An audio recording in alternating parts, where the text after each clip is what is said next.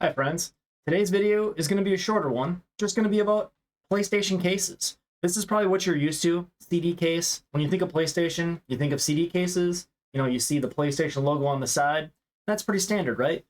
But the PlayStation history for cases is actually kind of weird. So, I'm not sure which came first, but they had long boxes in the beginning. And this is very similar to like the Sega CD cases, Sega Saturn cases, basically the same thing as a CD case, but giant. You know, long box, very similar in width there, but of course thickness is a lot different. And from an inside standpoint, you know, just like you would see in your Sega CD, Sega Saturn, like I was saying. So those are expensive, as you can imagine. So I'm assuming that that came first, and then they realized cost-cutting initiatives. So they went with more of a plastic approach. So this is where you start to see the classic Sony Sidebar for PlayStation, but this is all plastic and cardboard. So when you open this one up, some of these did come with foam inserts, and if you're lucky to still have them, that's nice. And you can see this one's kind of glues coming off where the artwork is glued to the plastic.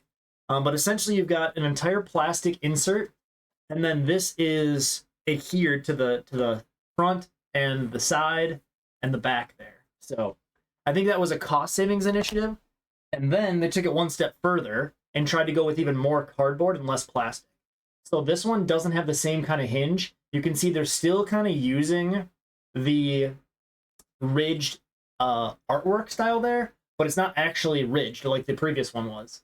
And so it's still a thicker, long box, but lots of cardboard. So let's see if I can open this up here. The manual just kind of floats in there. And you can see there's not as much plastic. This is cardboard. You know, the front piece is all cardboard. And then the only thing that's really plastic is what holds the CD. So that, I think, was another cost-saving initiative by still trying to keep, you know, a unique box with that. But then you went and ended up having just your standard CD cases. But they weren't always just standard CD cases, which I find really cool. There's a lot of multi-disc games. Even some games that use bigger boxes just for more manuals. A good example, that would be the first Gran Turismo. It's only got one CD, but it has two different manuals that are really big, so they used a double case. So what this case really is, if you're not familiar with it, is you've got the back of one case, right? So your CD sits in there. And if you open the front, from a hardware standpoint, that's just the back of another case. So you've got two backs and then this middle plastic piece. And like I was mentioning for manuals, a lot of times they would use it to have multiple manuals in there in both sides, but just a really neat piece of history and a cool way to have multiple games stored without having two different cases. So I just wanted to share that with you guys. I think it's really interesting, really cool. The one thing I do want to try and find, I think there's one PlayStation game that has 5 discs. And I should just look up what it looks like instead of just buying it. But kind of interesting, because you can imagine how you could take this 2-disc game, and I'll reopen it here, and you could put a disc here, and then the same thing on the back for 4. But 5, I'm not sure how they did it. Let me know in the comments if you do. But that's all for today. Just wanted to share some cool PlayStation history with their different case styles and how they ended up where we know them mostly as just CD cases.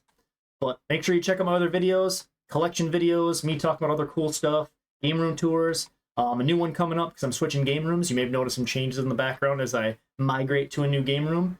And also don't forget to check out my streams on Twitch. Sunday, Monday, Wednesday, and Friday are my stream days. And yeah, follow me on all the socials and all that fun stuff. But have a good one. Later.